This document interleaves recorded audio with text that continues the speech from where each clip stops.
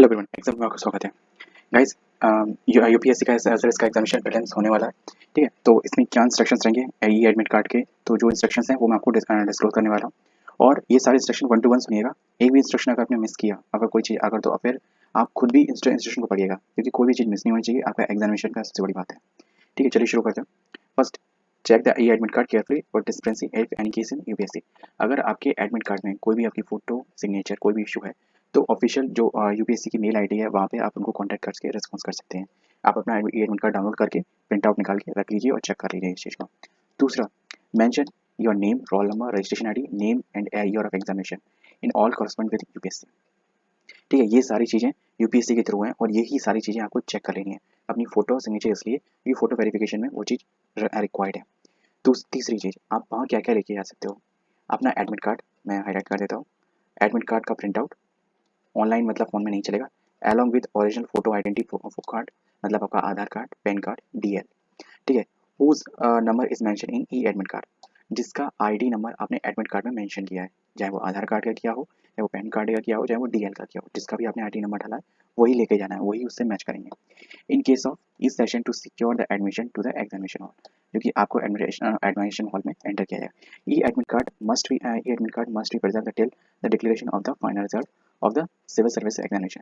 इनका कहने का मतलब है, ये जो एडमिट कार्ड है आपको संभाल के रखना है अंटिल जब तक इसका फाइनल रिजल्ट ना आ जाए। ठीक है, मे बी ये उसका शायद डीवी मांगा, क्योंकि बहुत से डीवी में एडमिट कार्ड और एप्लीकेशन फॉर्म मांगते हैं। तो इसलिए मैं हमेशा अपनी वीडियो में बोलता हूँ कि फटाफट से अपना जो भी एप्लीकेशन करें उसको प्रिंट आउट निकाल के अपना मेल आईडी पे भेज दें, ताकि आप कभी भी उसको ग्रैब कर सकें। देखो, ये चीज़ें आपको लेके जानी है, प्लस और भी चीज़ें आपको लेके जानी है। You are responsible for the safe and the custody of the e admit card and even any other person for using e admit card once you lie you to prove that you have not used for the service for any inspector. देखो, अगर किसी और को अगर दे दिया है और वो पेपर देने आया है, तो आप भी कैंसिल हो जाओगे और जो दूसरा बंदा वो भी कैंसिल हो जाएगा, और उन दोनों को मतलब पेपर नहीं देने दिया जाएगा। वो तो ये ऐसे नहीं होता, इशू करते हैं सेम फेस वाले, वो चीज़ करते हैं। तो वो चीज़ फेकनेस नहीं करनी है, क्योंकि ये सिविल सर्विस का एग्जामिनेशन है, यहाँ पे कुछ भी ऐसा नहीं चलता। दूसरा, एक चीज़ बता दूँ, एग्जामिनेशन हॉल में जितने भी जो टीचर्स होते हैं, विजिट होते हैं, बहुत हम्बल होते हैं यार, लिटरली वो बहुत रिस्पेक्ट से करते हैं यार। मैं तो एक बार दिया था, तो मतलब वो पानी भी वो करे, सर आप बैठिए, आप पानी बताइए, आपको पानी हम वहीं दे देंगे। भाई, पानी का गिलास वहीं पे दे रहे हैं, बोतल वहीं पे दे रहे हैं। The candidate should note that any omission, mistakes and discrepancy or in encoding and filling in the OMR sheet, especially with the regarding to the roll number and test booklet series, will render the answer sheet liable to further rejection. अगर आपने roll number और test booklet code गलत भर दिया है ना, तो आपका जो आंसर शीट है वो रिजेक्ट हो जाएगी। इस चीज़ का विशेष ध्यान रखना।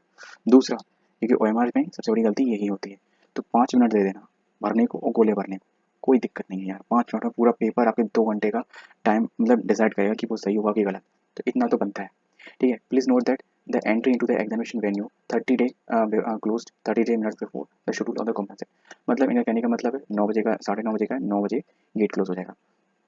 द फोरनून सेशन 2 बजे, तो फोन 2 बजे तक का है लास्ट डेट। ठीक है, आफ्टरनून सेशन, ठीक है, आफ्टरनून सेशन के लिए 9 बजे है फोरनून सेशन के लिए, और 2 बजे है आफ्टरनून सेशन के लिए। No candidate shall be allowed for entry into the examination before the closing of the entry. Gate बंद होने का किसी की भी एंट्री नहीं होगी, कोई भी रिक्वेस्ट कर लीजिए आप। दूसरा, the candidate advise to the entry in the examination hall value in will the time for fixing. देखो, एक चीज़ बता दो, टाइम अपने से पहले लेके चलना। 9:30 बजे गेट क्लोज हो जाएगा, 8:30 पे एंट्री ले लेना।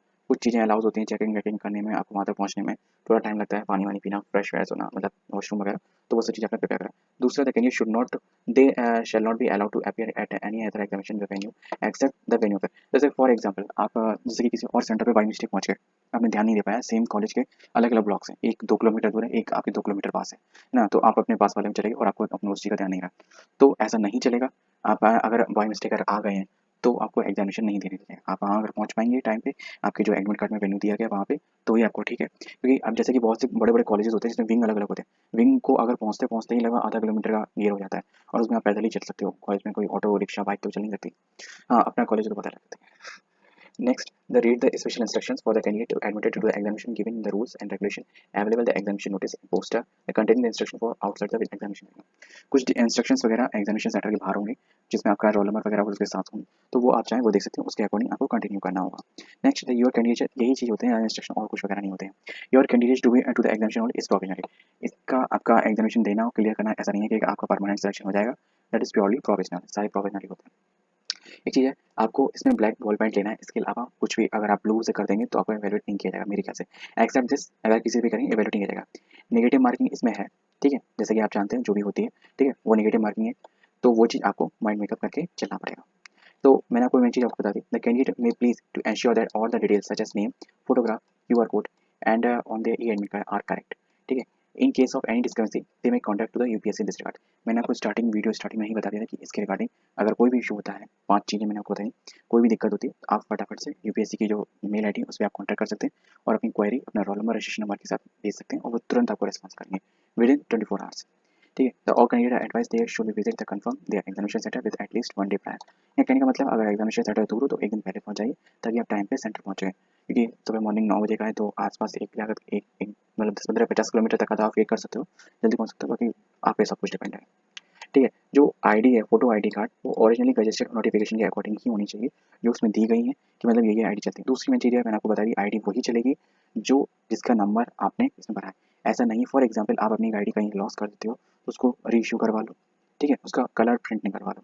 ये आजकल सारी आईडी या तो मेल पे भी आती हैं, ठीक है? जैसे पैन कार्ड है, पैन कार्ड मेल पे भी आता है। अगर फॉर एग्जांपल आपने मिस कर दिया है या कहीं फॉर एग्जांपल आप भूल गए हो या फिर कहीं छूट गया है, तो आपको उसका कलर प्रिंट आउट निकलवा लेना, पूरा फुल पेज निकलवाना, है ना? उसमें पूरा नीचे नीचे ऐसा नहीं है कि केवल नीचे-नीचे जो पैन कार्ड का साइज़ होता है वही निकलवाना, नहीं पूरा फुल पेज निकलवाना, तभी अलाउ होगा। उसमें लिखा भी होता है फुल पेज डाल अलाउ, ठीक है? तो ये पैन कार्ड के रिगार्डिंग है, बाकी आधार कार्ड तो सब निकल ही आते हैं। मोस्टली सभी ने आधार कार्ड ही भरा हुआ क्योंकि आधार कार्ड से माँगा भी गया है अलग से, ठीक है? तो use normal and simple wrist watch by the candidate. इसमें किया गया है, आप रिस्ट वॉच यूज़ कर सकते हो, बट कौन-सी? सिंपल रिस्ट वॉच, मतलब डिजिटल वाली नहीं चलेगी, मतलब एनालॉग चल सकती है। Wrist watch by the candidate is allowed to inside the examination hall. भाई इसका मतलब ले जा सकते हैं, पर ये चीज़ मतलब नौटंकी भी हो सकती है। Use of watches fitted with any special accessories they might be used the communication device smart watches strictly prohibited। तो अगर जो स्मार्ट वॉचेस स्ट्रिक्टली प्रोहिबिटेड है, किसी भी तरीके का उसमें कोई भी डिवाइस नहीं चलेगा, are not allowed in the such in the examination hall. तो इस चीज़ का हमें विशेष ध्यान रखना है। दूसरा, the candidate not suggestion to use mobile phone and even in switch off mode में भी आप अपना मोबाइल फोन वहाँ नहीं ले सकते। जैसे कि आप एग्जाम सेशन में किसी में भी घुसेंगे तो वहाँ पे आपको पाउच मिलता है, ठीक है ना? तो वहाँ पे आप उसमें रख दीजिए या फिर वो मतलब स्टोरेज एरिया देंगे, है ना? तो वहाँ पे आप उसको रख सकते हैं, टोकन वगैरह मिलता है। Like pen drive, smart watches and camera, bluetooth devices and any other equipment related to the accessories are either working to switch off mode cap will be being used as a communication device। देखो कोई भी device हो जो communication device की तरह use हो सकता है वो आप नहीं ले जा सकते एग्जामिनेशन हॉल में, चाहे वो स्विच ऑफ में हो या डेड मोड में हो, ठीक है? मतलब खराब भी हो तब भी नहीं ले जा सकते। दूसरी बात, आप सिंपल रिस्ट वॉच ले जा सकते हो, ये लाइन बहुत अच्छे से है और मैं आपको एक चीज़ बताऊँ, ये इंस्ट्रक्शन वाली लेके जाना। फॉर एग्जाम्पल अगर वो रिस्ट वॉच अलाउड नहीं करते तो आप इस लाइन को उनको दिखा सकते हो कि सर इंस्ट्रक्शन में दिया गया है, मेरी वॉच बिल्कुल सिंपल है। और मैं बताऊँ अगर कुछ ज़्यादा ही करे ना कि मतलब ये पत्ता कैसा है, इसमें कुछ हो सकता है, इसमें कुछ हो सकता है, तो हर वॉच में जो उसका जो फीता होता है वो निकालने का एक प्रोसेस होती है और वो फीता निकलवा लेना और घड़ी रख लेना, अपने पेपर के सामने घड़ी रख लेना और अपना काम करना। डिजिटल वाली कैसी भी नहीं चलेगी, चाहे वो टूटी वाली जो बच्चों वाली आती है ना डिजिटल वाली, वो भी नहीं चलेगी, ठीक है? सिंपल जो सुई कांटे वाली वही चलेगी। गाइस मेरी लगभग बहुत 2-3 साल पहले एक बारी सोनाटा की खराब हो चुकी है क्योंकि एग्जामिनेशन में यूज़ ही नहीं हो रही थी, तो फिर सेल डालने का भी दिमाग में नहीं रहा, फिर बेकार हो गई।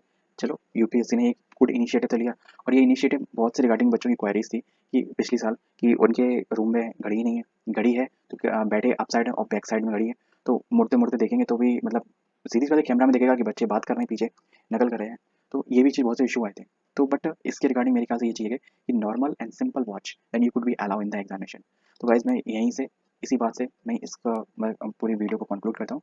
तो आपको क्या क्या लेके आना है, आपका एडमिट कार्ड लेके जाना है, एक ब्लैक पेन लेके जाना है, एक नहीं 2 लेके चले जाना, गोले बनने के लिए उसके लिए कोई दिक्कत नहीं, वो 2 अलाउ कर देते हैं, है ना? एक सिंपल रिस्ट वॉच आप ले जा सकते हो, मास्क आप ले जाना चाहो आपके ऊपर मैंडेटरी नहीं है, एक पानी की बोतल ये वहाँ पे डिपेंड करता है कि वो ले जाने देते नहीं जाने देते, ठीक है? और आपकी अपनी फोटो आईडी वही चलेगी जो आपके एडमिट कार्ड में आपकी जो आपने भरी होगी, उसका आपका फोटो आईडी का नंबर आपके एडमिट कार्ड में दिया गया है, वही आपको आईडी लेके जानी है ना? इन केस अगर आप अपनी दूसरी कोई सिम आईडी लेके जाते हो, जैसे फॉर एग्जांपल आपने आधार कार्ड नंबर डाल रखा है और वही आपने अपलोड किया है, तो और आप लेके जाते हो pan card, then you could not to be allow in the examination, इसमें साफ-साफ लिखा हुआ है ना?